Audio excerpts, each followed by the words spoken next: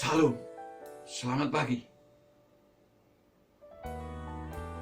Selamat berjumpa dalam renungan embun surgawi. Pagi ini kita akan merenungkan firman Tuhan dari kitab Filipi pasal yang keempat, ayat yang keempat yang mengatakan demikian. Bersukacitalah senantiasa dalam Tuhan. Sekali lagi kukatakan, bersukacitalah. Bersukacitalah senantiasa dalam Tuhan.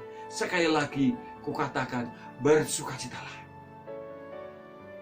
Saya memberikan tema renungan pagi ini adalah, marilah kita bertekad untuk tetap dapat bersukacita di dalam Tuhan dalam segala keadaan.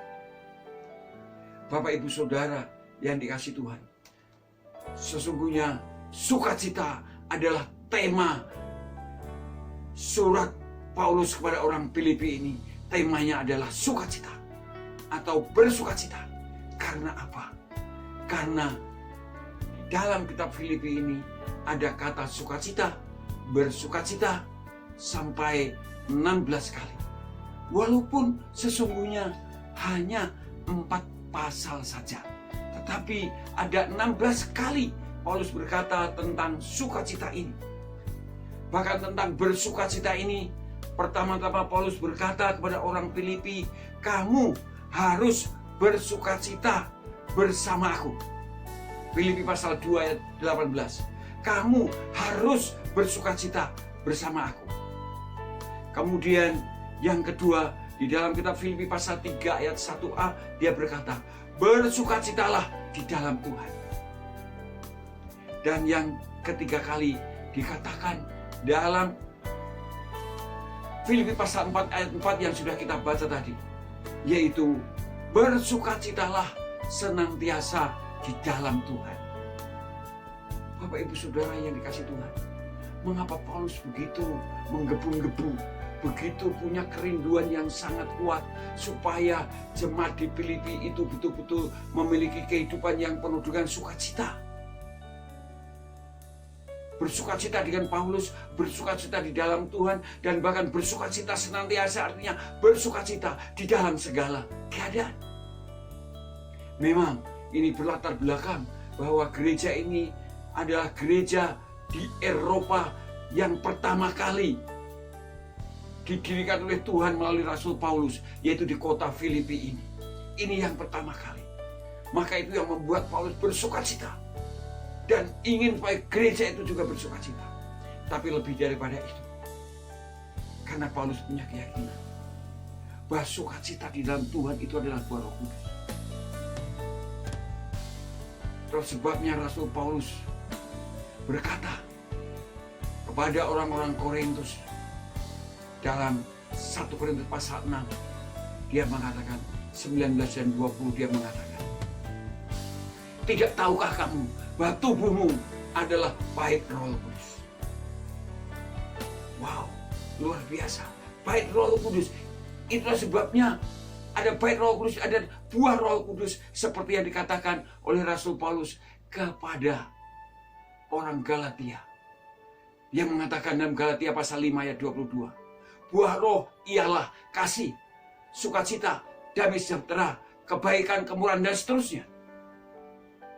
Jadi sukacita itu adalah buah Roh Kudus, karena tubuh setiap orang percaya menjadi bait Roh Kudus.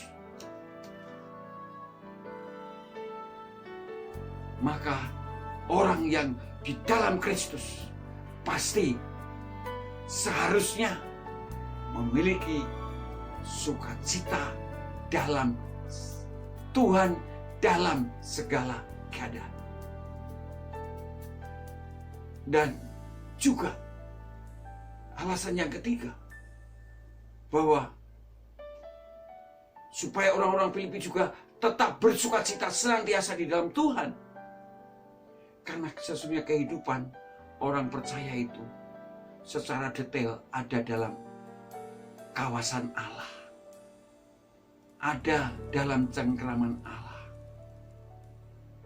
Itulah sebabnya Paulus berkata kepada orang-orang Tesalonika, mengucap syukurlah dalam segala keadaan, karena itu yang dikehendaki Allah di dalam Kristus Yesus bagi kamu. mengucap syukur dalam segala keadaan, karena itu yang dikehendaki oleh Tuhan Yesus. Apapun yang terjadi dalam kehidupan kita,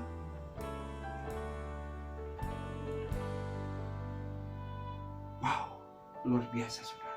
Itulah sebabnya saya juga mengajak saudara untuk tetap bersuka cita di dalam segala keadaan, di dalam Kristus Yesus. Karena kita juga orang yang sudah memiliki Roh Kudus. Karena tubuh kita juga sudah menjadi bait Roh Kudus. Sehingga melalui kehidupan kita betul-betul ada buah-buah Roh Kudus yang nyata, yang membuat kita bisa bersuka cita di dalam segala keadaan.